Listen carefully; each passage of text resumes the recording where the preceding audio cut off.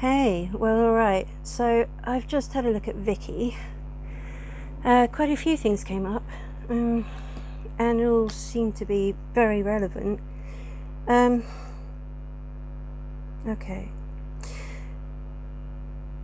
One thing he said, the first thing he said about Vicky was that he likened her to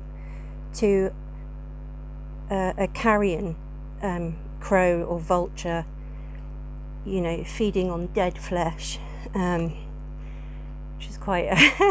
which is quite a full-on statement, not mincing words at all.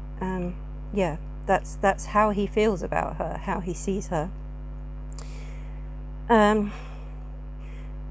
He felt that she brought solitude into his life, evil, he said, and bad luck from day one, he says. He seems to think, he kept saying shopper and shopaholic, and money is what motivates her.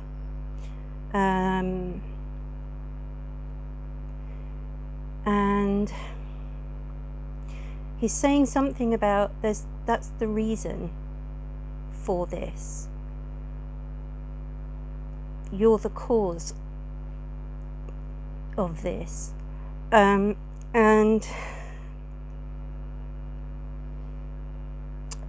it seems that he says there's disruption is necessary in towards her lifestyle, or where she is feeling settled right now. That there might be an abrupt change coming, that she won't be able to influence things anymore, that her presence is unwanted and she needs to be removed.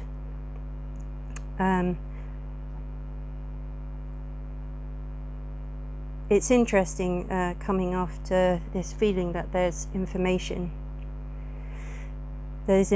out there. I think possibly Eddie has something to say, but also perhaps he has documents, I don't know. But also I feel there was some kind of email and it was discussed with Vicky, and things were starting to unravel very fast for her and her family and so on. He'd started digging, and I think it came out of left field for them, and so I don't think they had a lot of time to implement the plan, let's say. Okay, so going back to what he said, he said, well, at that time, I think he sort of stupidly confided in her, or just kind of let her advise him, or her family, or and he couldn't really get to anyone that he trusted. He was just stuck in this prison. I've been feeling there was a lot of imprisonment. That's how he felt. And she made sure, he says he couldn't get anything without her consent. He couldn't control her in any way. That's what he said. So I don't know what he was trying to achieve without her consent. I mean, as a mother, you can go and get a divorce without consent, which I think was maybe becoming more of a reality, a possibility, he says.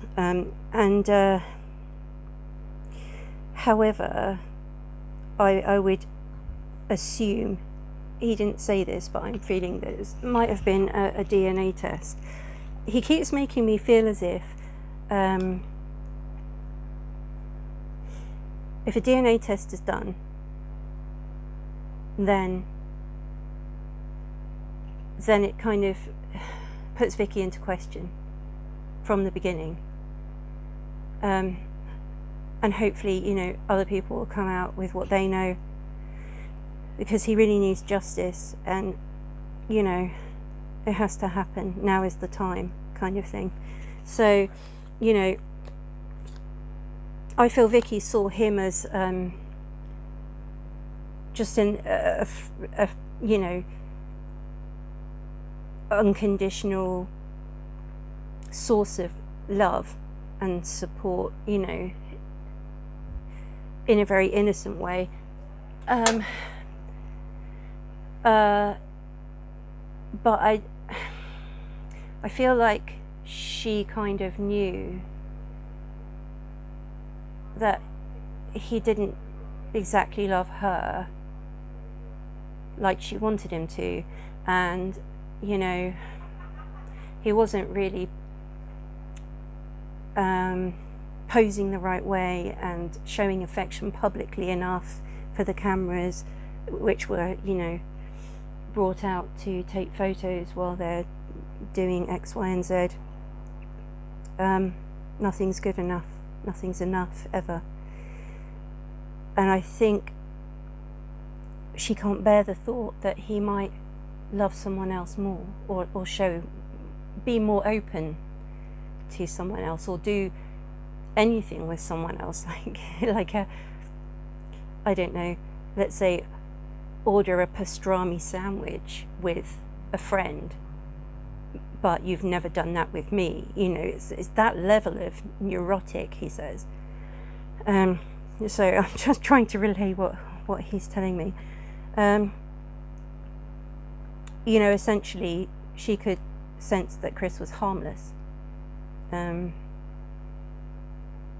there was this sort of youthful innocence about him. However, on the flip side, he was incredibly intelligent, and I feel he kind of channeled God's energy very much. You know, I think he was definitely sent here by God, you know, and I think he knew that as well, and it meant so much to him. Yeah, so he literally, I asked him, how do you see Vicky again, and he said she's the devil, which shocked me. It kind of gave me the creeps a bit, actually. But yeah, he said she's the devil, and she doesn't have control over her impulses. She needs instant gratification all the time, pretty much. And that can, you know, she's very sexual. She makes a lot of sexual sort of advances. You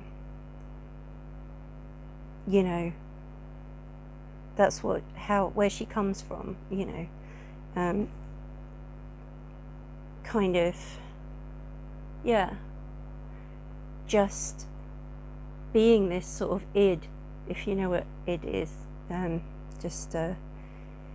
It's to do with Freud and like the stages of development, but it's all very basic sort of need and greed and craving, and yeah, just this constant desire to have more and more, you know.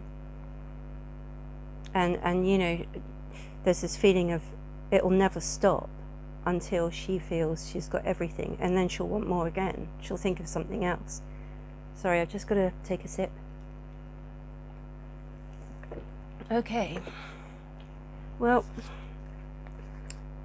sorry, Vicky, but that's the long and short of your so-called love affair with your husband. So let's stop there, and I'll see who's next.